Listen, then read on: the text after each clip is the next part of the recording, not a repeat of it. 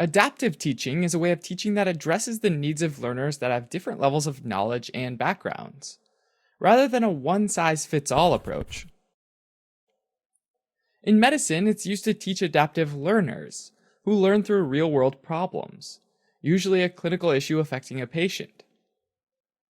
To show how this works, let's say that there's a clinical instructor named Dr. Michael, who loves teaching endocrinology.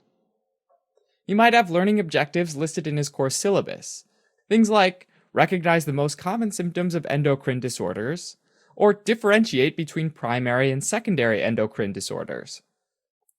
The syllabus might also list out specific flipped classroom segments in his course, like one in which he provides his students with his notes and PowerPoint slides so that they can review beforehand, and then come prepared to discuss a case about precocious puberty. Altogether, this makes up the declared curriculum, which is basically everything that a teacher expects to teach in a course, and also what they plan to draw from in a final exam or assessment. Oftentimes, though, there ends up being a difference between what a teacher expects to teach and what's actually taught.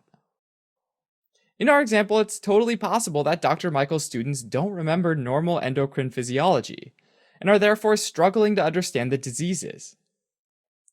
To adapt to this situation, Dr. Michael might spontaneously include a team learning exercise, where he breaks the students into groups to answer multiple choice questions about various hormones using audience response clickers.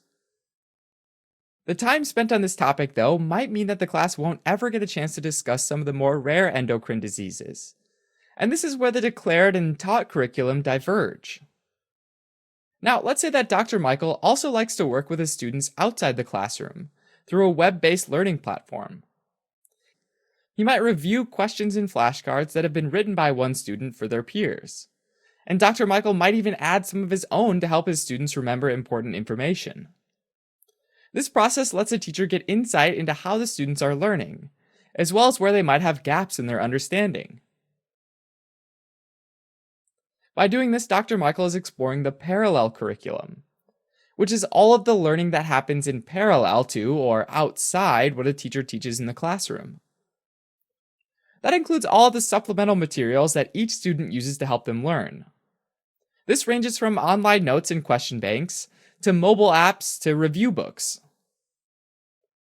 It also includes, though, all of those little sidebar conversations that students have about confusing topics, as well as a metacognitive aspect, because it's where students think about the way they think and learn, and then make choices about how they want to study. Additionally, some students might get private tutors, while others might use educational websites. It varies quite a bit, but nearly every student uses some form of outside learning strategies. Now, a few weeks into class, Dr. Michael might invite a person with diabetes into his classroom to talk about the disease. During that interview, the students get to watch how Dr. Michaels treats the person with kindness and respect, both through his words and his actions. This sort of learning is part of the hidden curriculum, which includes skills like active listening and motivational counseling, which are learned through observation and experience. That's not to say that these aren't skills that can be discussed in class, but generally speaking, they're things that have to be experienced to be fully understood. In the adaptive teaching model, a teacher is able to fluidly move between the taught, parallel, and hidden curriculums, meeting a student wherever they are in their educational journey. In our scenario, Dr. Michael can establish a relationship with each of his students, and provide really specific feedback and guidance. Also, readily available technology like ResponseWare, video lecture capture, and web-based study platforms provide the opportunity for teachers like Dr. Michael to mentor large groups of students. In health sciences education, adaptive teaching is most easily done through case-based learning, which is when students are learning as they work through clinical cases. That's because students can pick and choose elements of a case that they want to take a deep dive on, therefore personalizing the curriculum to meet their own interests and needs. In case-based learning, the goal is to embed every basic science concept into a clinical case. Medicine is practiced in cases, and therefore learning in cases prepares students for practice. The key here, though, is to make sure that there's careful mapping to ensure that all of the material has been adequately covered, and that the teaching objectives are appropriately mapped out.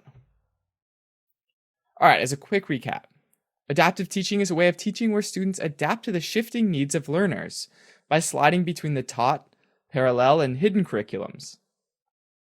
Case-based learning is very amenable to this approach because it facilitates adaptive learning, which is where students learn in a real-world context.